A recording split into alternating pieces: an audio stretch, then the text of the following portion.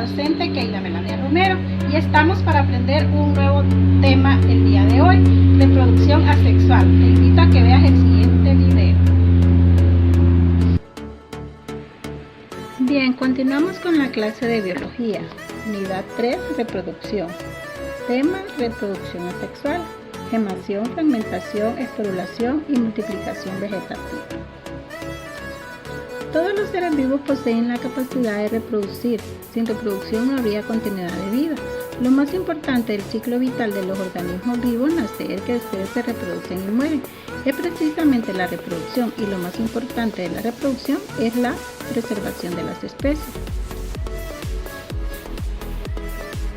Hablemos entonces de la forma de reproducción, cómo pueden ser. Puede ser sexual, que ocurre únicamente en organismos eucariotas y consiste en la creación de descendientes a partir de dos progenitores, hembra y macho.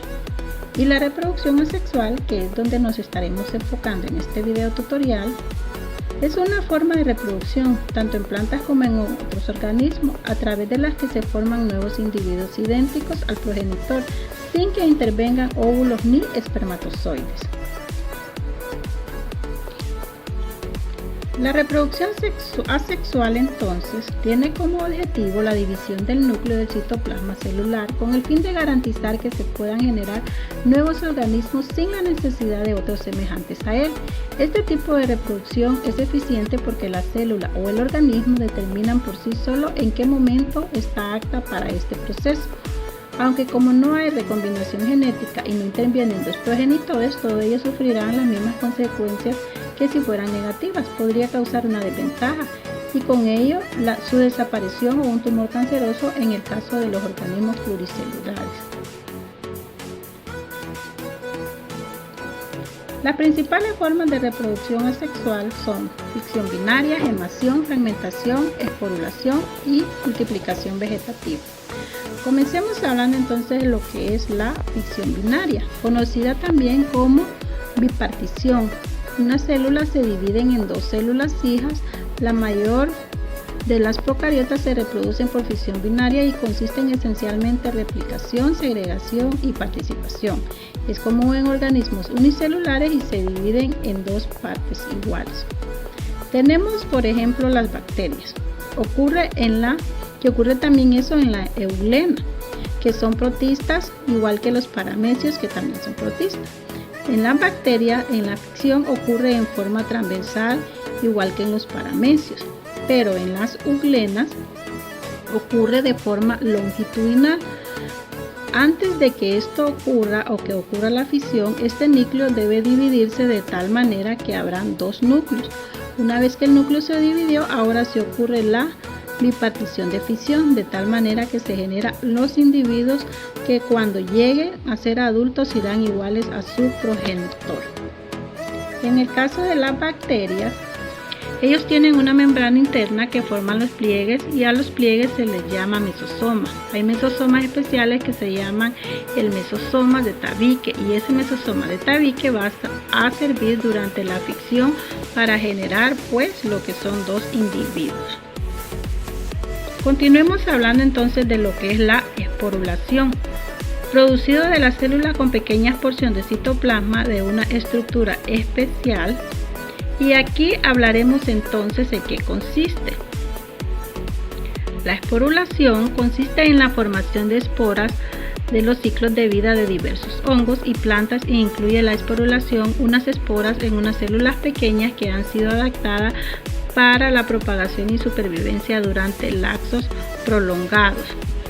Entonces, en la esporulación o cómo ocurre la siguiente: una célula posee un núcleo y este núcleo se va a dividir varias veces. Entonces esta célula se convierte ahora en una célula polinucleada. Ahora cada núcleo se va a apoderar de un pequeño citoplasma que finalmente estos se van a liberar y a ellos se les va a llamar esporas. Si nos fijamos bien, las esporas son genéticamente iguales a su progenitor, es decir, cuando comenzamos con el núcleo. Aquí tenemos como ejemplo lo que son los hongos, los plasmodium y lo que son los helechos. Hablemos entonces de la gemación. Formación de abultamientos o yema. El núcleo se divide y pasa a la yema y hay desprendimiento de adulto miniatura. Bien, veamos aquí en la levadura.